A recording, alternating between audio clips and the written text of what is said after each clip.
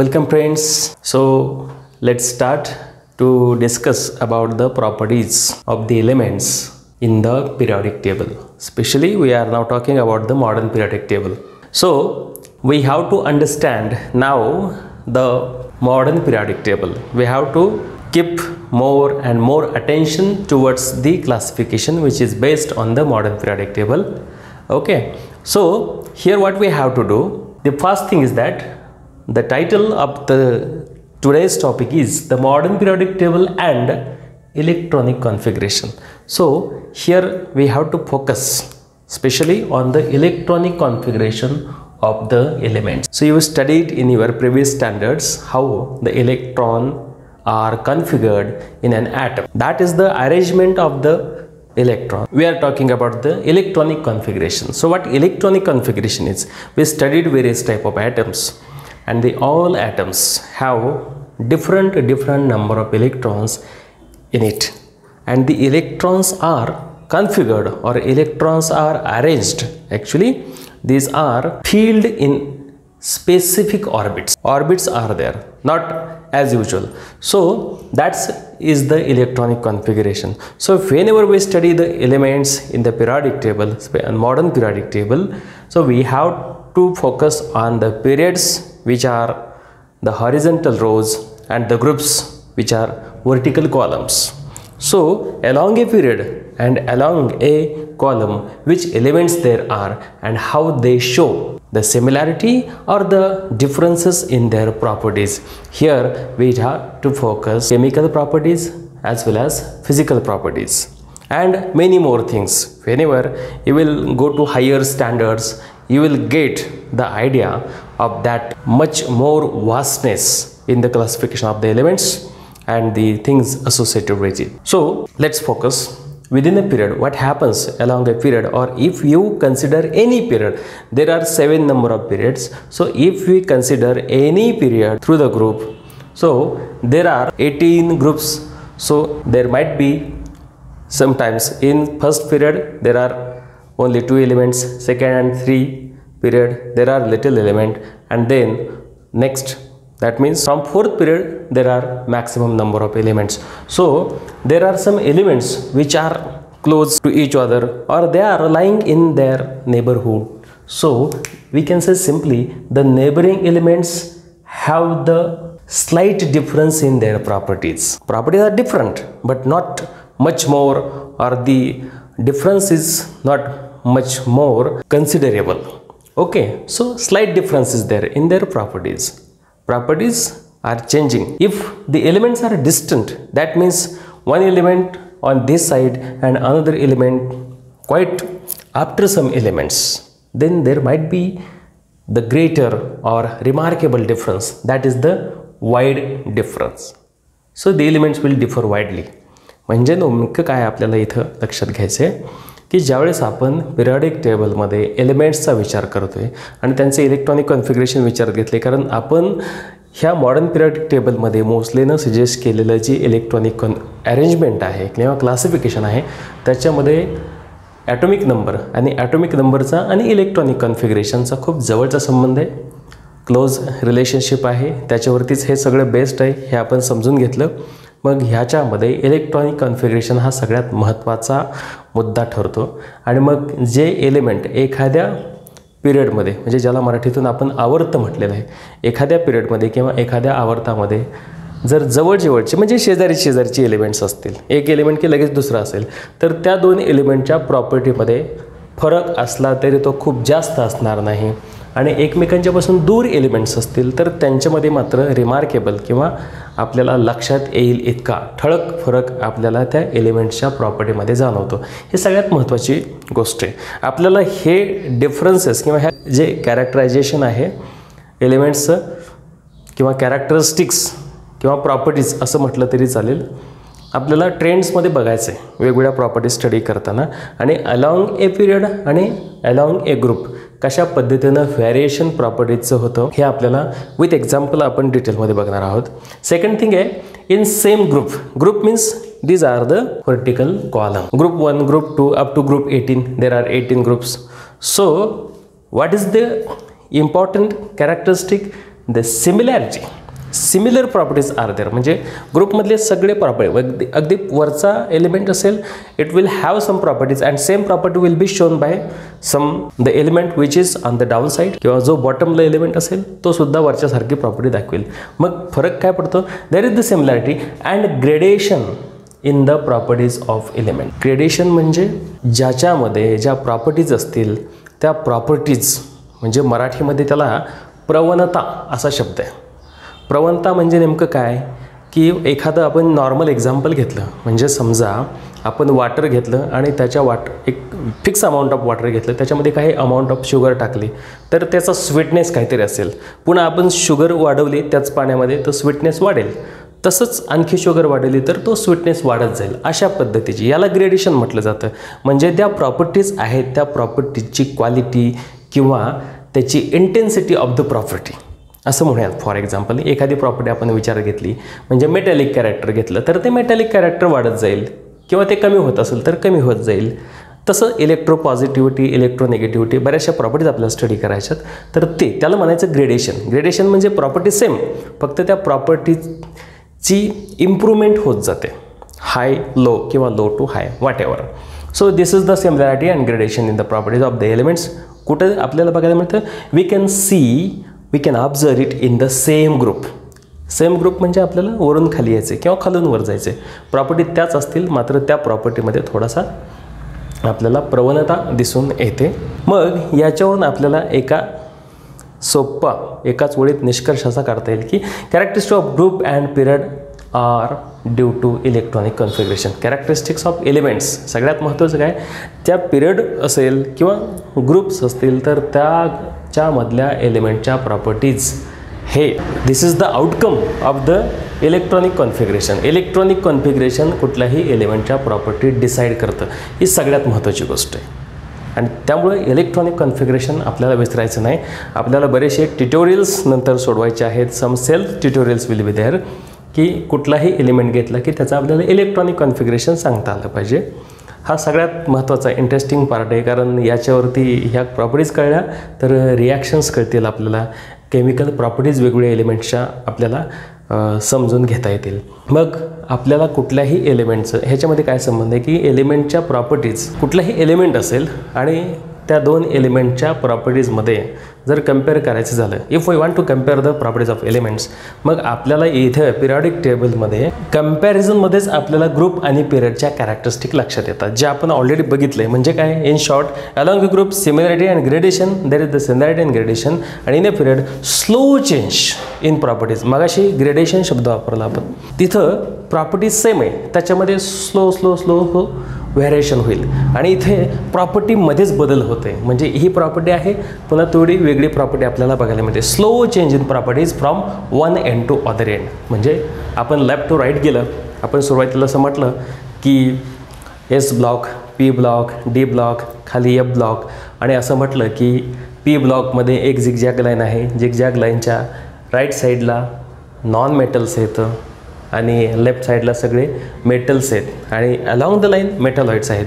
म्हणजे जसं आपण लेफ्ट टू राईट जाऊ प्रॉपर्टीमध्ये आपल्याला व्हेरिएशन बघायला मिळणार आहे. राईट टू लेफ्ट यायचं असेल तरी पण आपल्याला व्हेरियस प्रॉपर्टीज बघायला मिळतील. हे सगळ्यात महत्त्वाचे. आपण फक्त पिरियडमध्ये काय होतं काही एक्झाम्पल घेऊया, आणि अलॉंग अ ग्रुप काय होतं काही एक्झाम्पल्स बघूया, म्हणजे आपल्या लक्षात येईल what is the relation between the electronic configuration and the properties of the element and how the characteristics of the groups and periods are here due to electronic configuration. So let's discuss about the characteristics of the groups, how the electronic configuration decide the properties of the elements along a group. I have written some examples, samples of the group here, the group 1, group 2, group 17, and last one is the zero group. Okay, so let's see one by one. One thing you have to remember everybody, that we are going now from top to bottom. If we consider the group 1, the elements are hydrogen, lithium, sodium, potassium, rubidium, cesium, and so on. Okay, so some of the elements I have written here, and one common thing. What is the common thing? काय सगळ्यात महत्त्वाचं म्हणजे साधर्म्य काय ह्याच्यामध्ये, only one electron in valence orbit. आता valence orbit म्हणजे outer orbit. Valence orbit म्हणजे outer orbit. Sometimes it is completely filled and many more times it is not completely filled. आणि म्हणून तर एवढं सगळं आपल्याला कॅरेक्टरिस्टिक त्याच्या वेगवेगळ्या बघायला मिळतात. सो व्हॅलन्स ऑर्बिट म्हणजे आउटर मोस्ट ऑर्बिट, हे सगळ्यांना माहिती आहे. तर त्या प्रत्येक एलिमेंटची जी आउटर ऑर्बिट आहे ती प्रत्येक आउटर ऑर्बिटमध्ये एकच इलेक्ट्रॉन असणार आहे. याला एकच ऑर्बिट असते आणि त्याच्यात एकच इलेक्ट्रॉन असेल. Here there are two orbit, first and second. मग सेकंड ऑर्बिट झाली आउटर ऑर्बिट, इथं 3 असतील, first second and third. Third झाली आउटर, त्याच्यात एक इलेक्ट्रॉन असेल. इलेक्ट्रॉनिक कॉन्फिगरेशन जर आपण लिहू शकत असाल तर लक्षात येईल तो सगळ्यांच्यातून. याचा ॲटॉमिक नंबर 1, याचा ॲटॉमिक नंबर 3, याचा ॲटॉमिक नंबर 11, याचा 19 अँड सो ऑन. मग आपल्याला प्रत्येक वेळी याच्यात 1 ऑर्बिट, याच्यात 2, याच्यात 3, इकडे 4 ऑर्बिट्स असतील. तर प्रत्येक वेळी काय होतं आहे की एक ऑर्बिट आपल्याला एक्स्ट्रा बघायला मिळते. आणि कॉमन थिंग काय, कुठली कॉमन गोष्ट आहे, the common thing is that outer orbit or valence orbit contains only one electron. हा जो ग्रुप आहे याला अल्कली मेटल्स ग्रुप असं सुद्धा म्हणतात. अल्कली मेटल्स लक्षात ठेवायचं म्हणजे नेमकं काय की हे मेटलचे ऑक्साईड्स आपण बनवले तर हे ऑक्साईड्स बेसच्या प्रॉपर्टी दाखवतात, म्हणजे अल्कलीच्या प्रॉपर्टी दाखवतात, म्हणून त्यांना अल्कली मेटल्स म्हणायचं. ऑक्साईड्स हे बेसिक असतात, ओके, म्हणून अल्कली मेटल म्हणायचं. कॉम्पिटेटिव्ह एक्झामसाठी अशा गोष्टी लक्षात ठेवायच्या. Second is the group 2. दुसऱ्या ग्रुपमध्ये काय आहे, बेरिलियम, मॅग्नेशियम, कॅल्शियम, स्ट्रॉन्शियम असे एलिमेंट्स आहेत. हा सेकंड ग्रुप आहे, म्हणजे याच्या शेजारचाच ग्रुप आहे हा. प्रत्येक ऑर्बिटमध्ये म्हणजे प्रत्येक एलिमेंटच्या जे व्हॅलन्स ऑर्बिट आहे किंवा आउटर ऑर्बिट आहे त्याच्यामध्ये ओनली 2 इलेक्ट्रॉन्स असतात. There are only 2 electrons in the outer orbit or there are only 2 electrons in the valence orbit of the group 2 element. मग असे बरेचसे आहेत, आपण 4 घेतलेले आहेत. यांना अल्कलाईन अर्थ मेटल असं सुद्धा म्हटलं जातं. मग कॉमन थिंग काय झाली, one thing there the same thing. इकडे तसंच आहे, आउटर ऑर्बिटमध्ये एकच इलेक्ट्रॉन, येथे आउटर ऑर्बिटमध्ये 2 इलेक्ट्रॉन. म्हणजे काय झालं की ह्यांच्या प्रॉपर्टीज सेम आहेत. मग आपण असं सुरुवातीला शिकलो की देर इज द ग्रेडेशन. ग्रेडेशन म्हणजे काय की हा जो कॅरेक्टरिस्टिक दाखवेल, हा जो कॅरेक्टरिस्टिक दाखवेल, हा म्हणजे बेरिलियम असेल, मॅग्नेशियम असेल, कॅल्शियम असेल किंवा ह्या ग्रुपमधले खालचे कुठलेही एलिमेंट्स असतील तर त्याच प्रॉपर्टीज फक्त त्याच्यामध्ये ग्रेडेशन होतं. म्हणजे इथं जर आपण बघितलं तर रिॲक्टिव्हिटी म्हणजे हायड्रोजन सोडून, ॲक्च्युली आता हायड्रोजन इकडे पण फिट होतो आणि हॅलोजनच्या ग्रुपमध्ये पण फिट होतो. तर हा सोडून लिथियम, सोडियम, पोटॅशियम यांच्यामध्ये जे कॅरेक्टरिस्टिक्स आपल्याला बघायला मिळतात, रिॲक्टिव्हिटी असेल किंवा आणखी बाकीच्या कॅरेक्टरिस्टिक, तर त्याच्यामध्ये स्लो ग्रॅज्युअल इन्क्रीज होताना आपल्याला बघायला मिळते. याला ग्रॅडेशन असं म्हणायचं. Okay, property same but there is gradation. तसंच आपण मधले ग्रुप सोडून पुढे गेलो, ग्रुप 17मध्ये गेलो. फॉर एक्झाम्पल हॅलोजनचा ग्रुप आहे, त्याच्यामध्ये फ्लोरीन, क्लोरीन, ब्रोमीन, आयोडीन, ॲस्टेटाईन असे नंबर ऑफ एलिमेंट्स खाली आहेत. तर ते सगळे आता आपण इथं जे बघितले ग्रुप 1 आणि ग्रुप 2 हे नॉर्मली मेटल्स आहेत, ह्याच्यामध्ये सगळे नॉन मेटल्स आहेत. हे सगळ्यात महत्त्वाची कॅरेक्टरिस्टिक आहे. प्रत्येक एलिमेंटच्या आउटर ऑर्बिटमध्ये the outer orbit or the valence orbit contains 7 electrons each. There are 7 electrons in valence orbit of each of the elements. मग इथे हे जे 7 इलेक्ट्रॉन्स आहेत त्याचं ऑक्टेट पूर्ण नाही, म्हणजे ऑक्टेट, डुप्लेट वगैरे ह्या गोष्टी 8th स्टँडर्डमध्येच तुम्ही शिकलेलं आहे, ते एक्सप्लेन नाही करायची गरज. तर 7 इलेक्ट्रॉन्स असतील, त्याच्यामुळे ह्या सगळ्यांच्या प्रॉपर्टी सारख्या असतील. परत इथे gradation, property same but the slow or gradual increase or the decrease in the, we can say, the concentration or the intensity of the property.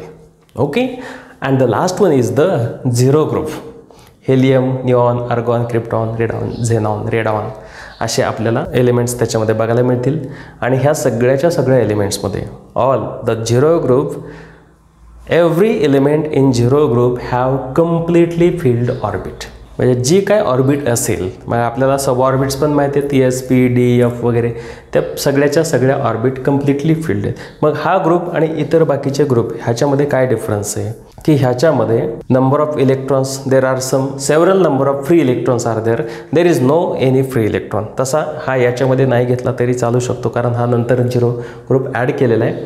But it again obeys the law of modern periodic table, म्हणून तो जाणीवपूर्वक घेतलेला आहे. Helium, neon, argon, krypton हे सगळ्यांना inert gases किंवा Nobel gases म्हटलं जातं. इथे सुद्धा आपल्याला ऑर्बिट प्रत्येक ग्रुपमध्ये, कुठलाही ग्रुप असेल त्या प्रत्येक ग्रुपमध्ये आपण अलॉंग ए पिरियड विचार केला. म्हणजे समजा पहिला ग्रुप असेल तर त्याच्यामध्ये एलिमेंट्स खाली खाली आपण गेलेले टॉप टू बॉटम, प्रत्येक वेळी नवीन एक ऑर्बिट ॲड होते, new orbit. or I have written the line here, while going from top to bottom number of shells go on increasing. म्हणजे नेमकं काय, याच्यात एकच शेल असेल, शेल म्हणजे इलेक्ट्रॉन ऑर्बिट, त्याला शेल पण म्हणतात. याच्यात 2 असतील, याच्यात 3 असतील, 4 असतील अँड सो ऑन. तसंच इकडे पण ह्याच्यात एकच असेल, ह्याच्यात 2 असतील, म्हणजे ह्याच्यात 2च इलेक्ट्रॉन आहेत, ह्याच्यात 2 शेल येतं, 2 अधिक 8 10 इलेक्ट्रॉन आहेत, तसंच 2 8 8 अशा पद्धतीचं हे इलेक्ट्रॉनिक कॉन्फिगरेशन आपल्याला लक्षात घ्यायचं आहे. सर ह्या प्रत्येक वेळी along A group remember one thing, the shells or the orbits of the electron go on increasing gradually. म्हणजे एक एकने. हे सगळ्यात महत्त्वाची कॅरेक्टरिस्टिक आहे, इथे आपण लक्षात ठेवायचे आहे. It's very simple.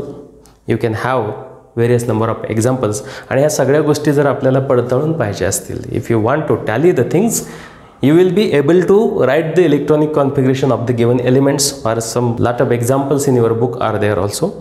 So write the electronic configuration and check whether all the elements obey these characteristics or not. So let's discuss about the periods and electronic configuration. So what is the relation or the relationship between the electronic configuration of the element and the period itself within which that element is there? So every element, whether it lie along any period, its electronic configuration gives its property.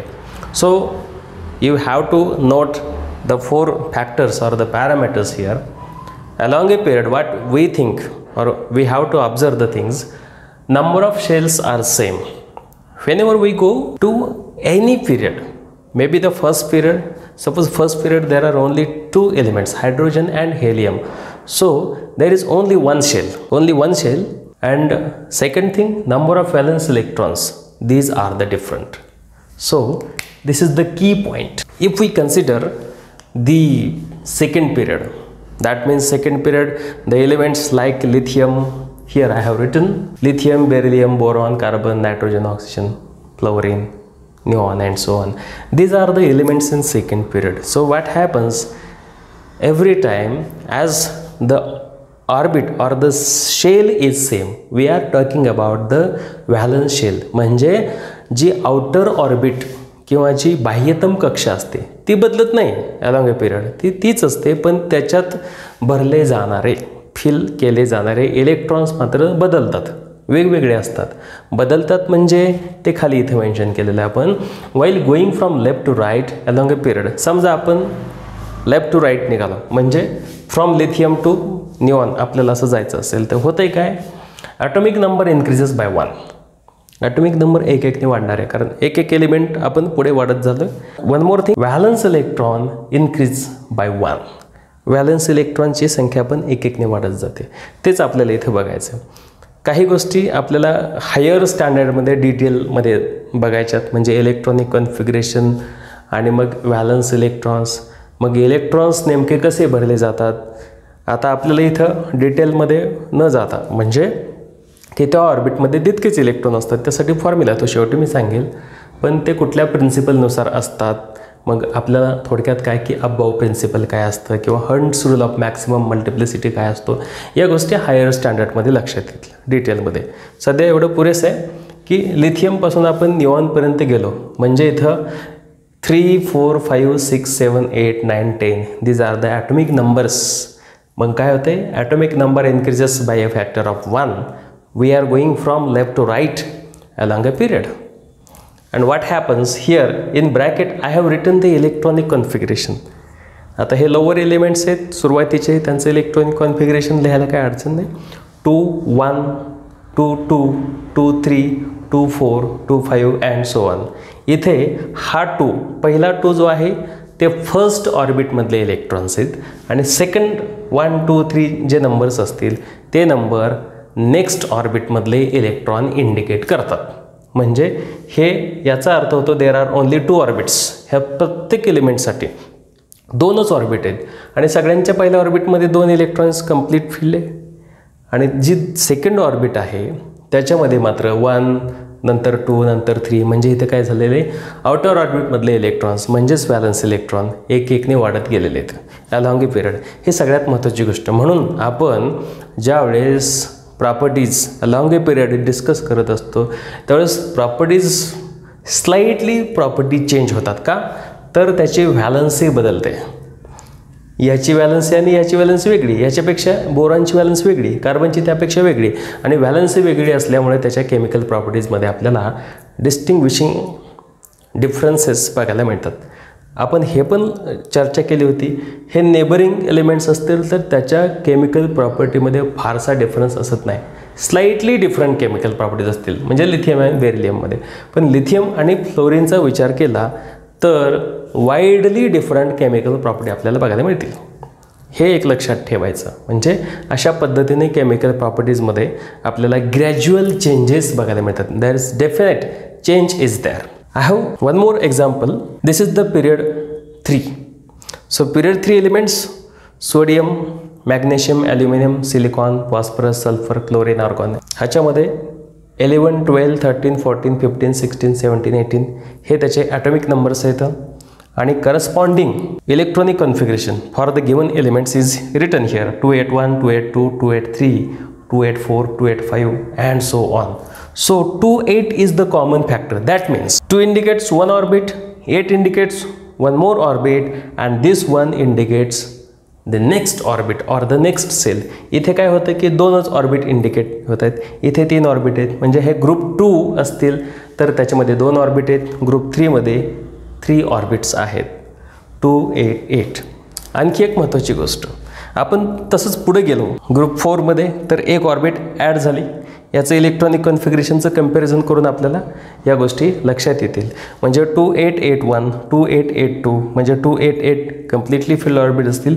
1 आणि 2 हे याच्यातले valence electrons असतील. इथे 1 2 3 4 हे number of valence electron. इथे एकच valence electron आहे. इथं 2 व्हॅलन्स इलेक्ट्रॉन आहेत. याच्यात 3 आहेत, याच्यात 4 5, याच्यात 7 आहेत अँड सो ऑन. हा इनर्ट गॅस आहे. यांचा काय आपण फारसं म्हणजे कारण हे कम्प्लिटली फिल्ड असल्यामुळे नोबेल गॅस असल्यामुळे ते कशात भाग घेणार नाहीत. पण इथपर्यंत रिॲक्टिव्हिटी आपल्याला बघायला मिळते. म्हणजे अशा पद्धतीनं ग्रुप 2 असेल, ग्रुप 1 असेल किंवा ग्रुप 3 असेल, whichever be the group, what happens while going from left to right और coming from right to left there is gradual change in property and valency also changes. हे सगळ्यात महत्त्वाचं आहे. म्हणून आपल्याला ग्रुपमध्ये जर विचारात घेतलं तर ग्रुपमधल्या एलिमेंटच्या प्रॉपर्टीज ह्या जवळजवळ सारख्या असतात पण पिरियडमध्ये मात्र त्या प्रॉपर्टीमध्ये बदल होताना दिसतो. म्हणजे इथे आपण सोडियमचं आणि क्लोरीनचं जर तुलना केली तर त्याच्यामध्ये आपल्याला म्हणजे पुढं बघणारच आहे आपण इलेक्ट्रोपॉझिटिव्हिटी, इलेक्ट्रोनिगेटिव्हिटी हा सगळ्यात इलेक्ट्रोपॉझिटिव्ह, इलेक्ट्रोनिगेटिव्ह हे आपल्याला पुढे डिस्कस करायचंच आहे. म्हणजे हे कॅरेक्टरिस्टिक्स इथे इन्व्हर्स होताना आपल्याला दिसतात. हे सगळ्यात महत्त्वाचं आहे. मग ह्याच्यामध्ये ह्या प्रत्येक पिरियडमध्ये म्हणजे फर्स्ट पिरियड असेल, सेकंड पिरियड असेल, थर्ड पिरियड असेल. फर्स्ट पिरियडमध्ये 2च एलिमेंट्स आहेत म्हणजे एकच ऑर्बिट आहे म्हणजे 2 इलेक्ट्रॉन ऑक्युपाय होऊ शकतात फर्स्ट पिरियडमध्ये. सेकंड पिरियडमध्ये 2 ऑर्बिट्स आहेत म्हणजे फक्त पहिल्यामध्ये फर्स्ट पिरियड लिहिलेलं नाही आहे. ते फर्स्ट पिरियडमध्ये एकच ऑर्बिट असेल आणि ती फर्स्ट ऑर्बिट ती के. त्याच्यानंतर सेकंड पिरियडमध्ये 2 ऑर्बिट असतील त्या के आणि L and third period there are 3 orbits K L and M. म्हणजे इथे ऑर्बिट अशा पद्धतीनं वाढत जातात. एक सिम्पल फॉर्म्युला आहे 8th स्टँडर्डमध्ये पण तुम्ही तो स्टडी केलेला आहे. the formula is 2n square. So what n is the number of orbit. म्हणजे फर्स्ट ऑर्बिट असेल तर त्याच्यात मॅक्सिमम कॅपॅसिटी किती इलेक्ट्रॉन होल्ड करण्याची, n इक्वल टू 1 साठी 1 square is 1 into 2 is 2. This is the capacity of the orbit, electron holding capacity. जर तो 2 असेल तर second orbit n equal to 2 असेल तर 2 square is 4 into 2 is 8. So for n is equal to 2 this is 8. So second orbit मग यालाच आपण k l m n अशी नावं दिलेली. थर्ड असेल तर n is equal to 3 and 3 square is 9 into 2 is 18. So third orbit म्हणजे ही k शेल असेल, ही l शेल असेल, ही m शेल असेल, n शेल असेल and so on. First period, second period and third period. So first period there is only k shell. In second period, K and L shells are there, and in third period, M shell is added. So first period have 1 shell, second have 2 shells, and these shells are K and L, and third period have 3 shells. These are K, L, and M. So this is quite interesting and much more vast part of the discussion of the properties of electrons according to their electronic configuration along a period as well as along a group. So this discussion is sufficient for us. Only remember how the electronic configuration varies along a period, and their valency increase in atomic number, the gradual increase in valency in atomic number, and hence they show gradual differences in their chemical properties. All right, so if you found any query, any difficulty, you can contact me anytime. I will try to satisfy your query. So take care of yourself, subscribe our channel, and stay home, stay safe. Thank you.